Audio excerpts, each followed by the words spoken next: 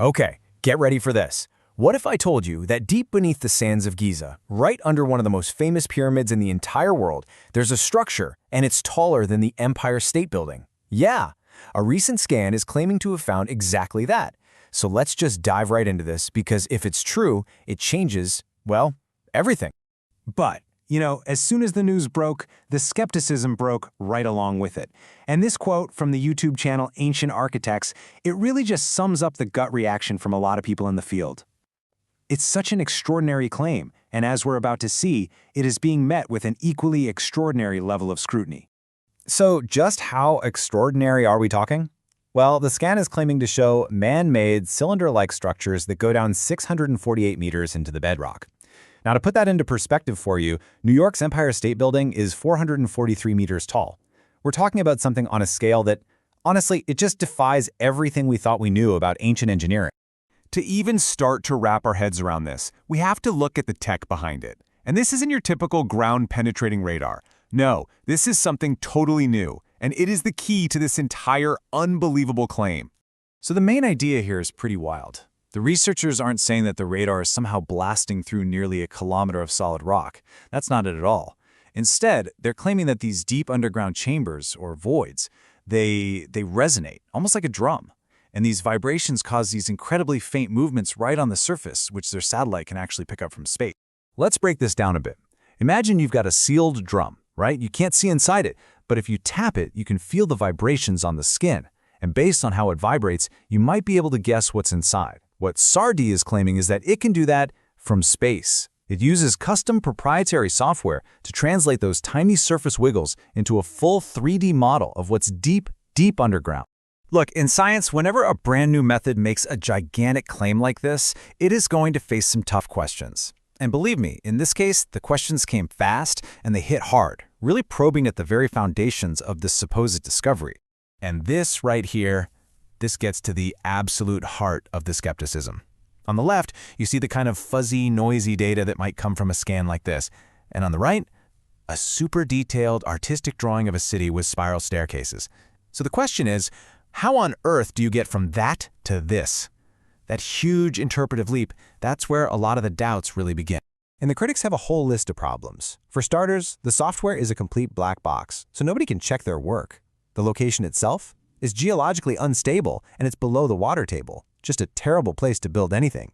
Then there's the sheer volume of rock they would have had to excavate. We're talking 10 Empire State Buildings worth, and it's just gone?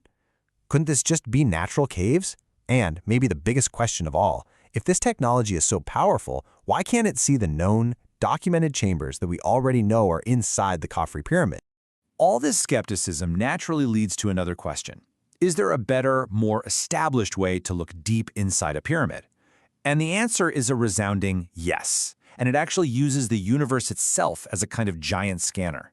So let's talk about this other method. It's called muography. Every single second, the Earth is being bombarded by cosmic rays, and these create tiny particles called muons. Now, the cool thing about muons is they can pass through hundreds of meters of solid rock. So, by setting up special detectors, scientists can track their paths. If fewer muons make it through a certain area, it means it's really dense.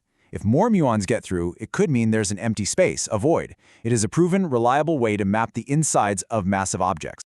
And this is not some new idea they just came up with. The famous physicist Luis Alvarez used muography to scan this exact same pyramid way back in the 1960s, and he found nothing. More recently, in 2017, you might remember the Scan Pyramids project used it to discover that huge void in the Great Pyramid. So this technique, it has a serious track record of success. But muography has always had one big catch, one major drawback. Because the flow of these cosmic ray muons is pretty low, you have to collect data for a really long time. We're talking weeks, even months, to build up a clear, high-resolution picture of what's inside. Until now. And this, my friends, is a total game changer. New research is showing that machine learning algorithms can take a noisy, really low-quality image from just one day of scanning, like what you see on the left, and then enhance it to the same quality as a scan that ran for 21 days.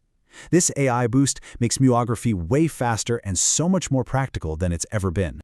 So now we have two competing technologies in the ring. On one side, you've got this new, secret method making these unbelievable claims, and on the other, you have an established, peer-reviewed method that just got a massive upgrade.